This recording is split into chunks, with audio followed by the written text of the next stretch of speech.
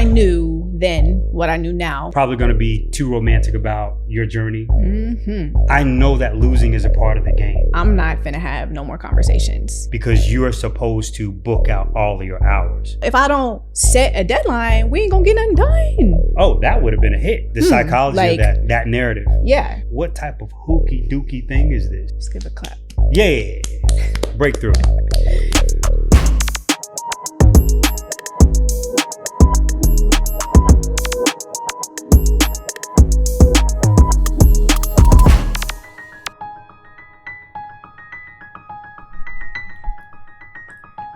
Welcome, y'all. Welcome to Stay Sharp podcast. We are having conversations on Stay Sharp about personal and professional development. Basically, we're nerding out about some things, sharing our journeys. I am your host, Jordan Ray, and my co-host, Rashad Tyler. Thanks for joining us. We're gonna let y'all in on some mistakes that we've made as co-founders, leaders, and business owners. Y'all know the drill. Mm-hmm. I get asked this question all the time. If I knew then what I knew now, what would I do differently? Mm-hmm. And in regards to creating an agency, becoming a business owner, and I always like to know when that question is coming, because as the months go by, I think my answer could change, or I want to at least answer to the person I'm talking to that could be helpful for them. I want to give them an answer that will be helpful for them. So I like to prepare for that answer. I don't know if you get asked that a lot, but yeah, there's a lot of things I would do differently. There's a lot of things I would handle better that I wish I had experience with handling. A lot of things I don't think would scare me as much. And that goes for all the hats that I wear as a service provider and dealing with clients, as a team member and a leader in that role, being a role model. There's things I would have done differently. And as a co-founder as well, you know, in our partnership. Yeah. So I definitely have a laundry list of things that I would do differently. You might have a few. And we're going to get pretty transparent with some of this stuff. Yeah. You good with the transparency? I actually really appreciate when my biggest heroes tell the stories of how they wanted to quit, how their family hated them for a spell, how they almost lost the house. Oddly enough, we're in a week or a time where Will Smith is getting some playback on his behavior that is interesting. But there's a cost to doing high level things. And I appreciate it when people tell the truth about what they did, what it took for them to kind of overcome. Yeah. Because otherwise, you're probably going to be too romantic about your journey towards success. And when you do hit a hiccup, it helps if you are prepared or armed with somebody else's experience for how they got through it. Mm-hmm.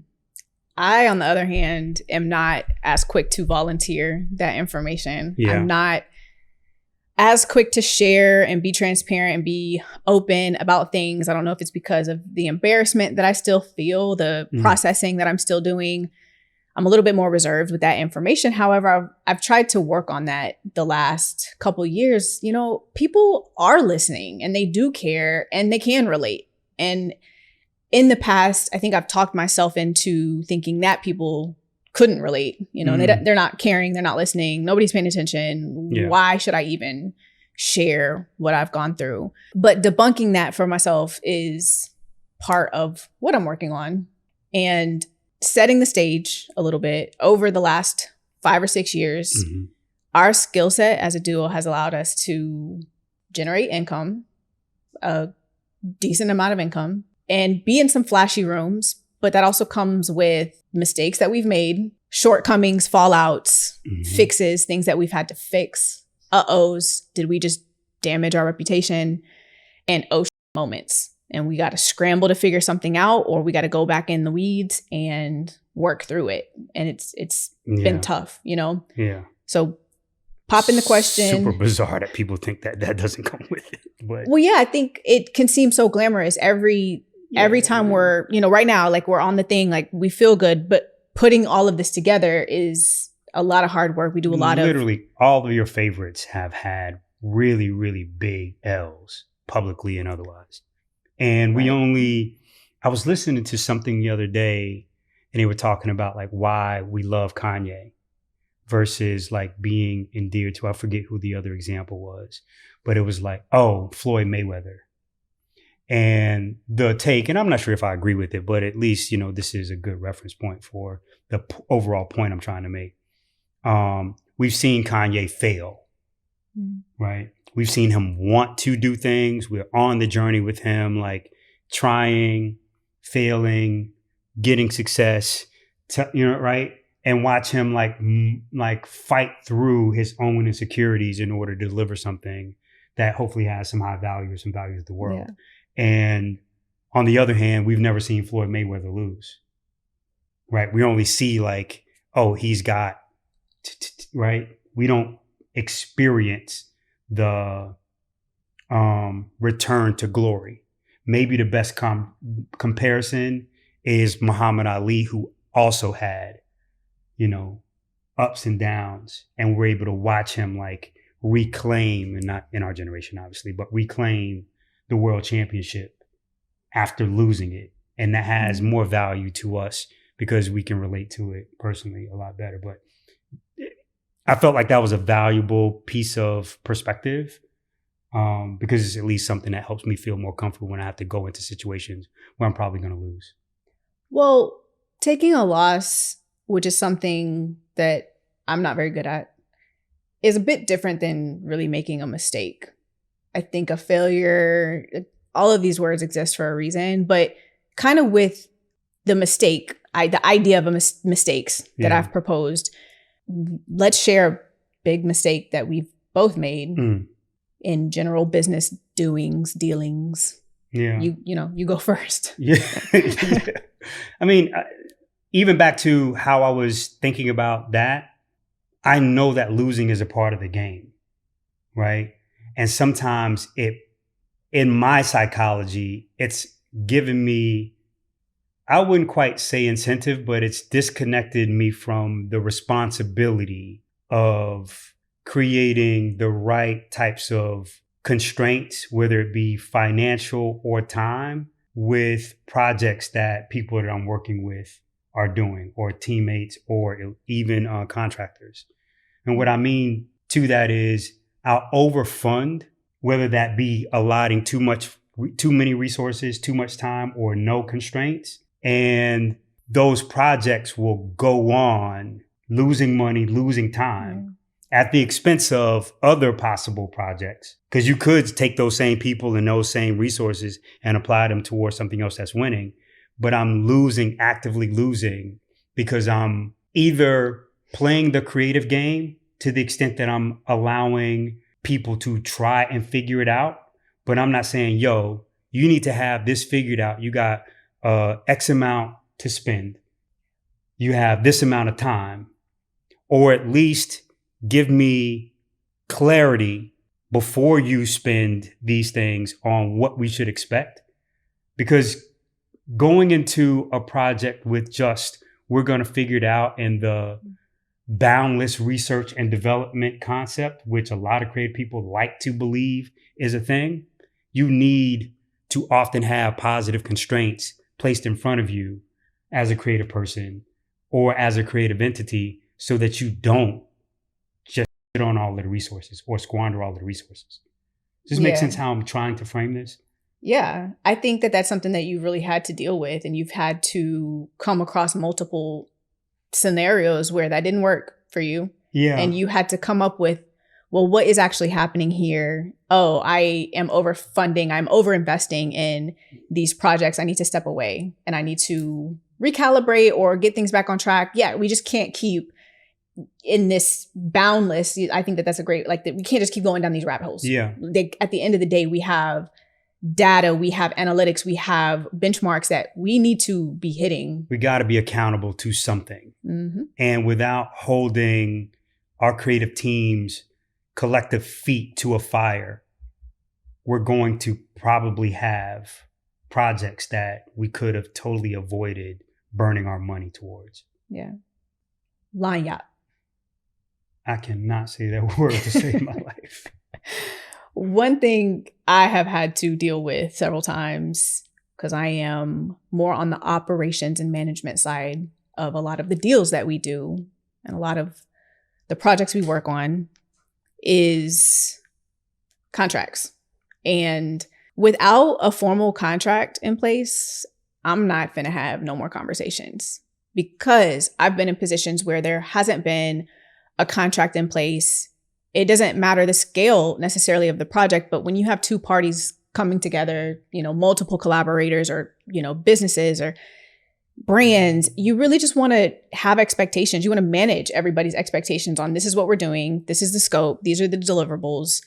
I think we get so excited to talk about the creative and what the colors are going to be and what the Instagram is going to look like, website, and how things are how we're just going to get all this attention and generate awareness and the campaign name. And it's like, I will literally sit there and tell the people I'm working with, I don't care about none of that. Yeah. Because when I put my operator hat on, I've made the mistake of getting too excited about the creative, and then I get taken advantage of. Or on the other side, there's two sides to all of this, but on the other side, maybe the client doesn't end up getting what they wanted or they thought they were getting, because we just all wasn't clear. Right. So getting alignment, I think that really saves a lot of stress in the end.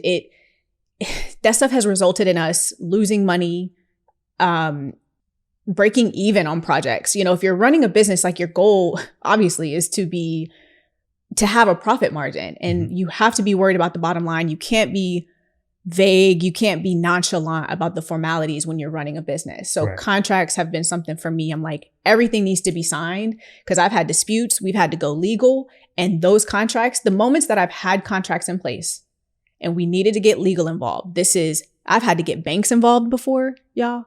I had somebody, after we delivered their deliverables that was in their contract, they disputed the bank charge. They disputed the charge with their bank. Just a couple days before my birthday. I remember we were going to New York. It was some wild shit, okay? So those things are just so good to have in writing, especially emails. I don't be texting about stuff. I don't be calling you. I very rarely will send a voice note to a client. It depends on the relationship, depends on what we're doing. But putting that in writing, it has saved our ass. But there's also been times where we just didn't get paid because we didn't have anything to stand on. So we couldn't get legal involved. And sometimes you can't force someone to pay that remaining balance if it's not in a contract and signed off. Yeah. That's my big lesson. Is there a lot of those? Like, I'm thinking of one that I'm just like, I believe that they will clear their invoices. I think over the years, there have been maybe not just outright situations where there wasn't an agreement in place and people just walked on us or ghosted us. But I think that there have been moments where, for instance, having a contract that also has clauses about late fees, about feedback. When you're waiting as a service provider, you're waiting for someone to give you feedback. It can prolong the project if your client doesn't give you feedback in time. And there's been a lot of projects that we've had that have stalled, and I couldn't go back to the contract and say, hey, so-and-so, you need to give us feedback by this date. Otherwise, your project's on pause, or we're going to initiate a startup fee. Because then when there's a delay of 2 or 3 weeks for the work that we're doing on a project, and we've already moved on and onboarded something else, or we're working on something, we don't just magically have that time again. Yeah. I think it goes both ways. Yeah. Because the way that you're thinking about it is very specific to like the time loss, right? Or they didn't pay for. I get what you mean. Yeah, it's a lot to it. Yeah, it's a lot to it, and I definitely don't want them to leave people that are capturing or watching or listening to this to not get into some understanding for what and how to book creative work, like how we bill. Yeah. And how you should bill, possibly. Because if you have a schedule, things got to get on and off of it. And oftentimes creative people don't realize that the trick is to get people on and off, because you are supposed to book out all of your hours. So if somebody booked, or you have a project that's scheduled to end next week, and they do something that stalls that project from ending next week to ending 3 weeks from now, because they didn't turn in information or whatever you may have needed in order to complete the work. You had those hours booked for them. Now you got to replace those hours. Those hours now are unpaid. So you block time for them. Yep. And then you end up using new time for them that should have been booked elsewhere. Yep. And if you can't pay attention to that math, like, you're not going to understand what we're saying, but you're also probably killing yourself. That's precisely exactly what I'm talking about. So as a project manager, when I don't get the feedback from, or that we miss a deadline and then we have to push something into the next week, I'm like, y'all, we don't have just double hours to work on the same stuff. Like, we had to, but there's also moments too where it's just a fine line. Sometimes as creatives, you need extra time to work on something, or you're grateful that the client gave you a little bit of space to be able to redo some stuff. Cause we just know we can take on so much stuff. And the next thing we know, we're like, how am I going to get all of this work done? But but there's a separation between the cost of execution, right? And the cost of the deliverable. So you pay, or the client will pay for that product to deliver. You have assigned a time estimate and all of the different markups that are necessary for your business to run into whatever that project costs. Because people will sometimes assume that it's an hourly job, but that's actually just an input, right? You're not running a barbershop where you have 12 o'clock booked and a penalty for like a no-show. Yeah. And if you kick out by a certain amount of time, there's a wait list and somebody else jumps in. That's not how that flows. And a lot of barbershops don't operate like that, which y'all should. Yeah, you should. That would be great. Absolutely. But I just wanted to make sure that there was a little bit of color added to, like, how to make sure that you're responsible with your agency hours and your return on the time allocated for billing. Put it in the contract. Yeah. Put it in agreement and work on your agreements. If you need to, like, consult with some folks or like find language on that, we totally can help you find some resources if necessary. Totally send us a note. Definitely could help you find a resource for that. Well, next, we're talking about another mistake, but more on a personal psychology level. Yeah. So to you first, share a mistake that you've made in regards to your personal psychology and how that overlaps your business world. So I remember, like, when I was initially coming into an awareness about the mistakes that I was making, because the mistakes have so many levels and forms. And I realized when I was making choices out of desperation, I realized that there is the nature, nurture, all of those different things that are impacting how I'm looking at situations and how I'm responding to them.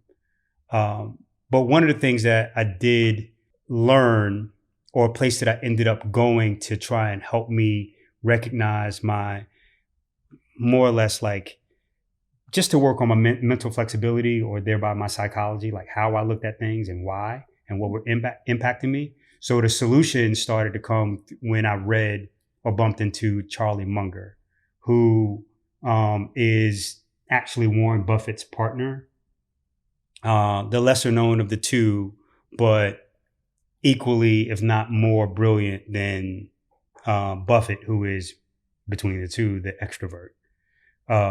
Munger has this book called Poor Charlie's Almanac, which is a very popular book on the tech scene, where he walks through a lot of ways to, again, like, check down, like, the way that you think about things and help you learn how to think about things differently. But I'll speak to the thing that helps me damn near daily. He shared that arrogance can really hurt people. And I would always apply, like, everybody else is arrogant, right?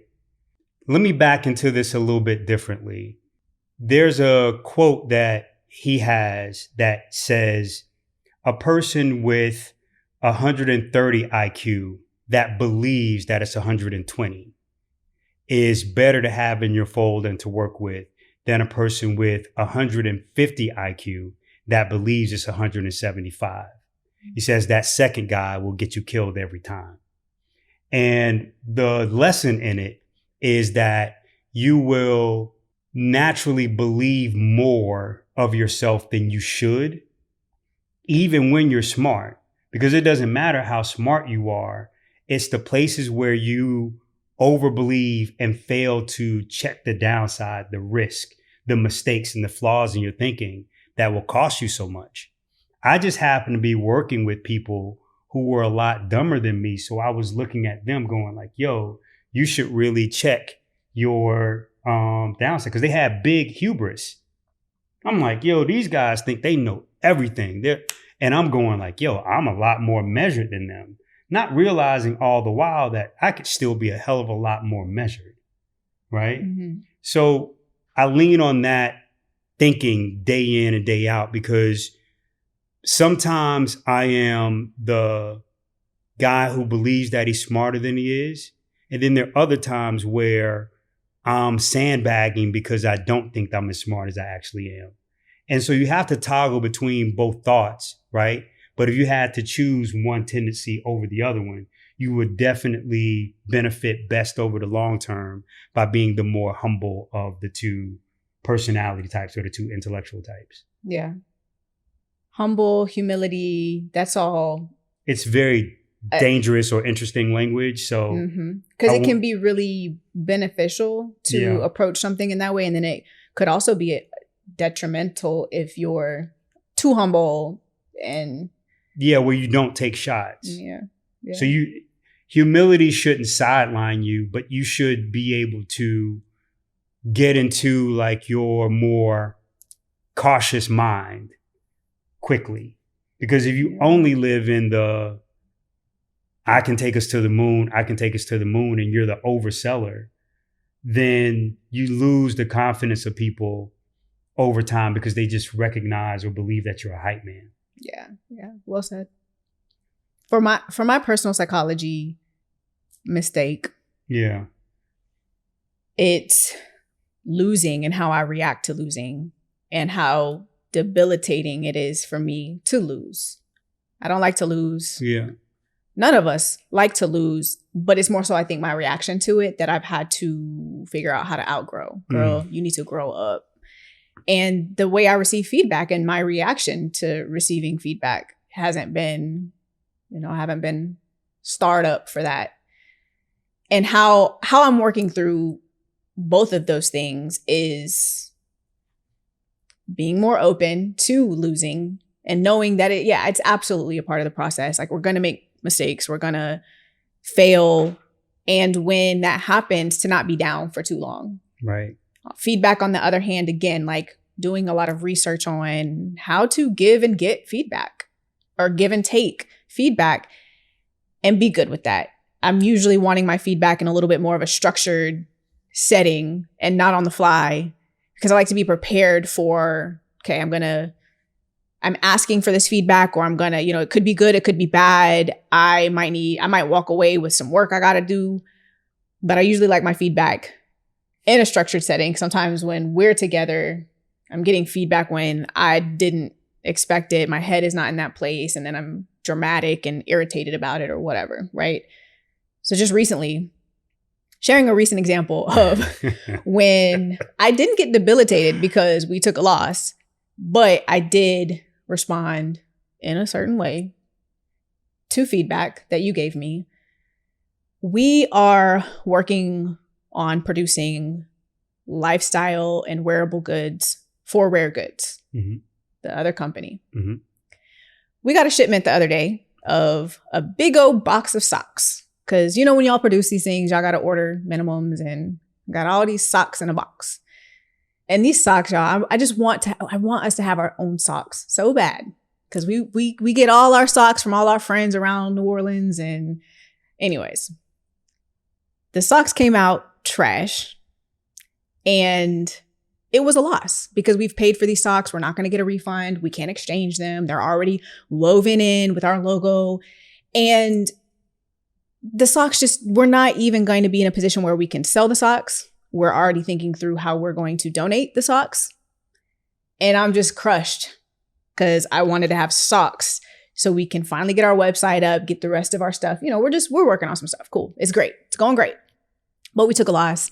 And immediately I shared with Rashad, I'm like, I probably didn't say this verbatim, but I dropped the ball. Yeah, like I put too much trust in our vendor to tell me the quality of the socks was going to be up to my standard. And I just didn't do a proper check down on them, went ahead and ordered them because I put trust in the vendor that I shouldn't have. So long story short, I wasn't down for too long. If that had happened to me a year or two ago, I think I would have like crawled into a hole. I wouldn't have been able to work for a couple days because I just would have been like, oh my God, we spent this money on these socks. And now I have these socks that I just want to go throw in the trash. Mm-hmm. Whatever. I couldn't get down. So I think I was on 10 for about 10 minutes. And then he gives me this feedback. He's like, well, sometimes, he proceeds to tell me how I sometimes make decisions because I want to be fast. And I want to hurry up and get something done because I have a deadline. I have a launch. I have a date. I have a thing an endpoint that I'm fixed to. And while, yes, he's very right, I also, on the other hand, am rejecting this feedback in the moment because I'm like, well, if I don't set a deadline, we ain't going to get nothing done. So what do you want me to do? So I'm on 10, whatever. But I'm like, you know what? I hear you. I didn't want that right now. I ain't asked for that right now. But I hear you and you're right because I am very fixed on, call time is 11 o'clock. We are on set at 11. Right. And it's not perfect all the time. Yeah. And I should have a little bit more fluidness with that. Yeah. It's important to have those values in place because otherwise you're just floating without any rules or anybody who cares about, time. Everybody can't and naturally won't value the very same things. So what I believe helps to both of us is that we have each other, right? Because there's a world where people who are very, what's the right way to say it? Like they don't like or respond with malice against receiving feedback. When you do that, if you act out when somebody's trying to provide correction or, support to a different way of you going about that same mistake the next time, you just keep hurting everybody. You won't get the feedback next time. Yeah. And especially, I want to be careful how I even say this, but like I was raised by, I had people who raised me that were that way. And not all of them, but there was one in particular. I just won't isolate them. But you couldn't talk to them. And I decided as a kid, I would never be that person. I don't want to be the person that can't be talked to. And even though I have that intention, it's not perfect, right? Mm-hmm. It's just moving to the commitment that I want to be smarter and better the next time. And that's the only narrative that will get us over the hump. Yeah. And also the part of it, which, should be more in your court here, about like how now do you think about time versus like quality as it relates to that? Like, do you have a different like solution? I'm not sure if I'm asking the question. I would elaborate on that though. I don't have a solution. I'm working through things. It's tough for me. It stings. Yeah. Especially when I take a loss in the ways that sometimes we've taken a loss because it was our stuff. We owned it. And I think sometimes that hits a little bit more heavy or it hits a little bit more hard than when you mess up something and like your butt wasn't really on the line. Yeah. It's a little different when it's someone else's stuff. I think sometimes, maybe not. I don't know. Anyways, but there's this infographic that I've seen around that's like, you'll either get something done really fast or you'll get something done really cheap or it'll be done really good. And you can only have two of the three. And so I think that might be something good that I need to put, on my desktop or something where I'm, hey, Jordan, when I need something fast, it's going to be cheap It's not going to be that great. So what are the things that are okay there? I just need it to get it done real quick. It don't need to be that great. Yeah. But then what are the things that I need this to be great? And take as long as you need. And just have that check in with myself. And I think we talked about that the other day. I was like, yeah, I need to have a quick check down when I'm making decisions and slow down for sure. We're in such a sticky world or tricky world where creative, it's always judged by the quality. And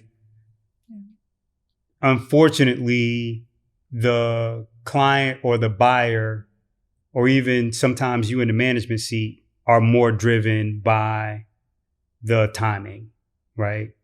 And every person who's in the execution seat or makes their bones in execution seat, they know that if you have a movie and it comes out on time and it sucks, it's a turd, and you're just like, yo, I knew I needed to run one more piece of editing because this was the fix. And then you show people the editor like, oh, that would have been a hit.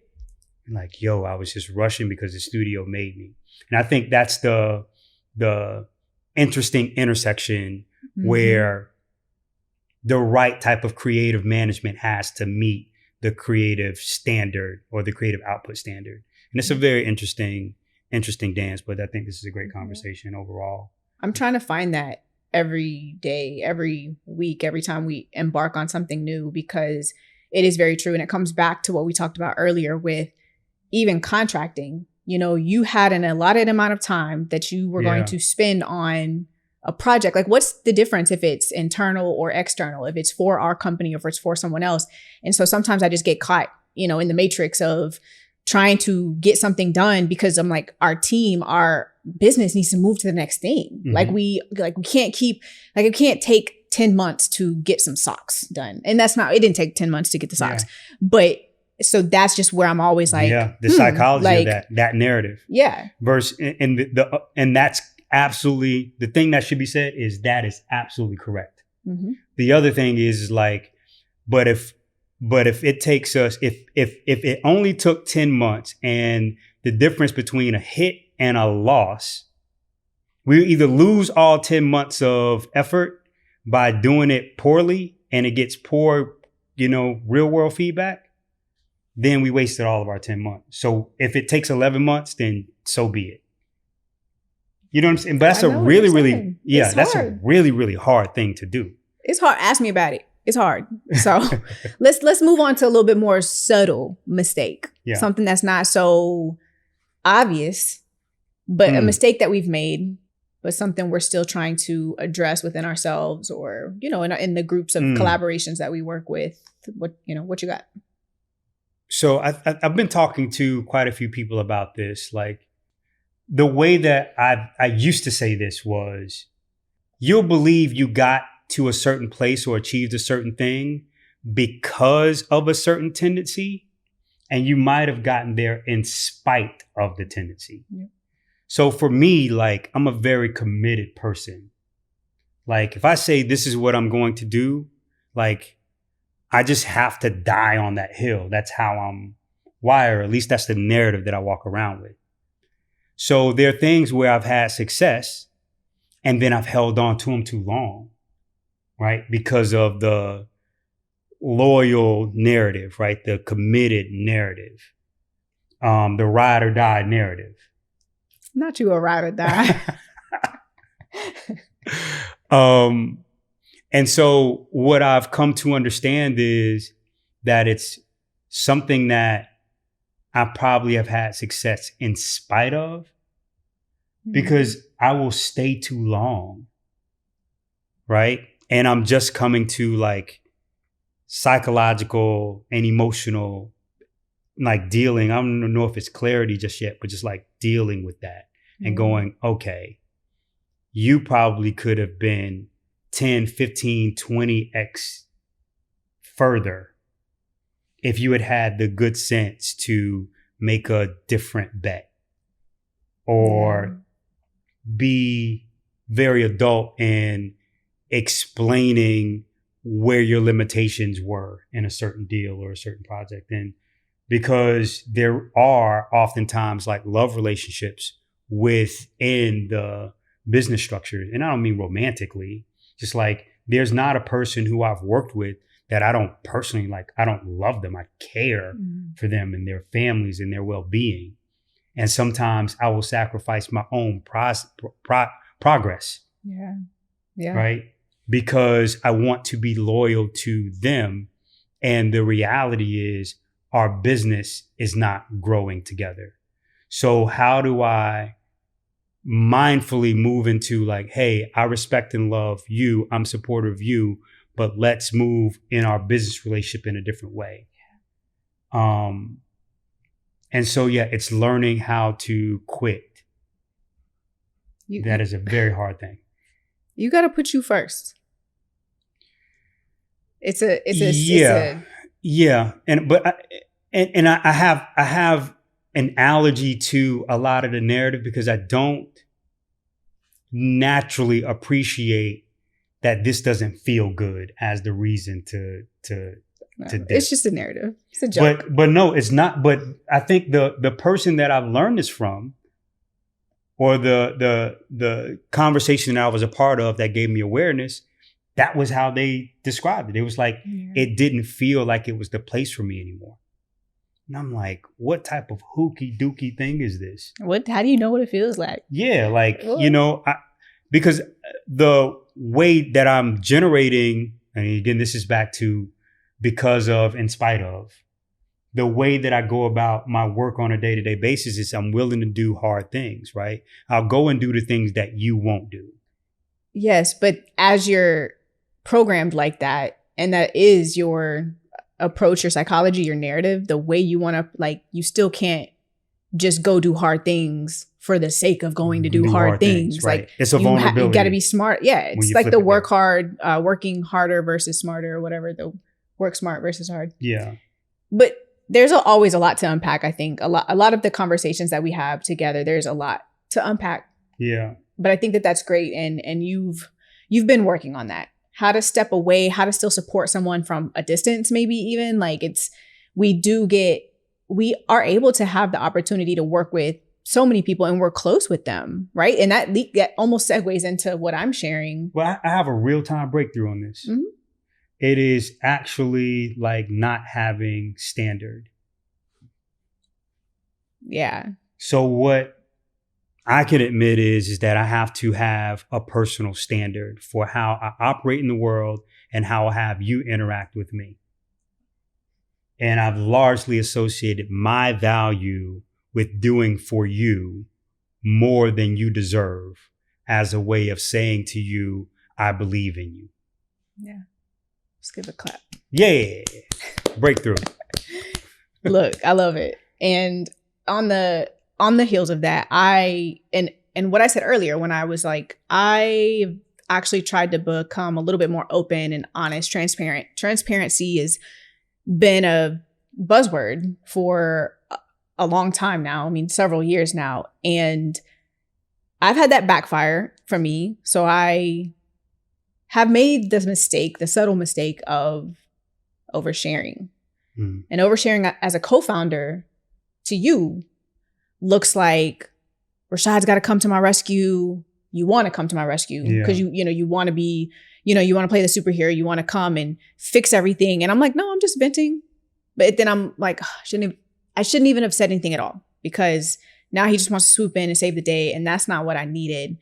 That's not been so good for me. Sometimes the second way that I've overshared is with team members. And then the team member is taking on the same emotion that I am.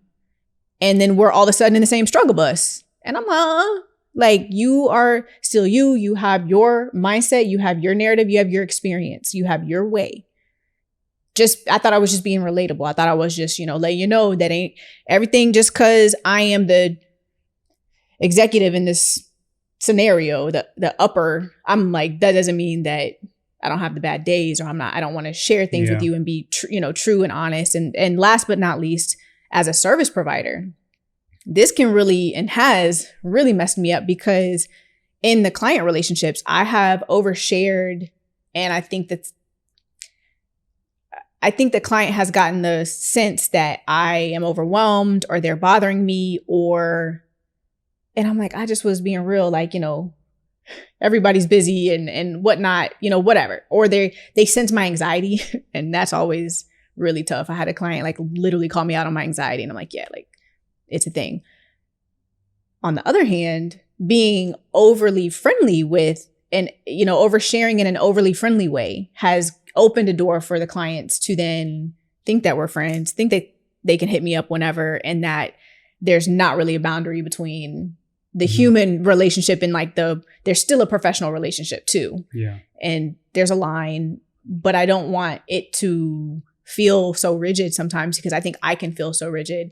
So oversharing for me has been like, I need to overcome this and maybe pull it back a little bit and actually not overshare so much and not be so transparent. That's different than what I said earlier though, about like sharing about my mistakes. Yeah. I think when that's warranted, when that's asked for, I need to have those stories and available, and I need to be real about those stories and not hold back.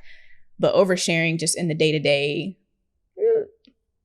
I gotta stop doing that. It's interesting how, like, because I've experienced more depression than anxiety, how I over-index for the information or the advice that comes around dealing with depression much more than anxiety. Mm-hmm. So when I bump into people who have the anxiety, I don't know how to really even describe that because I don't want it to seem like I'm judging someone who is experiencing anxiousness. But do you have like a way that you have come to recognize when you are being anxious and how it's, impacting different things and how you maybe like swim through or move through that? A lot of it could be physical. You'll feel your heart rate increase and you'll feel your mind in a tizzy. You're paranoid. Yeah. There's certain emotions that are heightened.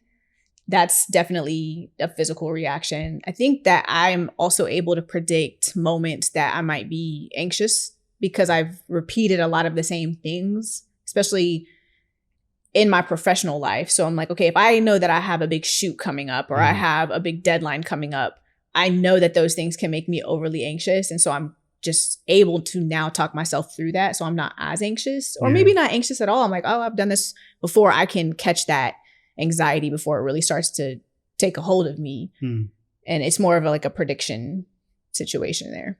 But that's interesting. Because I watch, you move through quite a few things and you continue to improve the detailing. So is the detailing or kind of planning and protecting a way of managing the anxiety? Yeah. Is that the driver? I think so, because when you physically have so many things you have to get done, I start to just get more and more detailed as I possibly can, because I've just been in situations and made mistakes where there was something that didn't get done and it just messed some stuff up. And I'm like, well, why would I do that if I could prevent that? You know what I mean? And I think too, I tend to take on the role as a lot of times the leader in a lot of scenarios that I'm in. And I have so many experiences of people just calling my name, like Jordan, like asking me questions. When I bartended, like everybody just calling your name. They want you to fix their drink. When we did events, we were doing event production and the staff comes in to load in, like everybody's going to have a question for you. I remember specifically, I was like, I'm going to be asked probably 500 questions tonight. And I have to be able to be confident and have an answer for all of those people. I'm just trying to think through all the scenarios. Yeah. So I'm not going to be the one. Well, I don't want to break down for myself, because like that just doesn't do good for me. That's not how I perform well. Yeah. That's so interesting. And it's right that you being in a leadership spot will think through all of the ways that there could be failure, right? And all of the things that could be needed. It's so interesting what different motivations we might have for that, right? So it's like, I don't want to fail, or I don't want you to assign failure to me. Or the opposite, the love angle could be, I want to see us win. So I want to think through everything that anybody else is going to experience potentially that's going to make them not able to perform. Mm-hmm. It's a lot of narrative around that. That's a whole other much deeper conversation. Write that down for the next episode. Yeah. Remember that. That's great. Yeah, this was a really great conversation. We appreciate y'all so much for joining us on Stay Sharp. Yeah. Until next time, check out the show notes. We'll have the links in there, all of the things that maybe we mentioned. If you want to read up on some stuff or contact us, the door is open. Thank you. Later.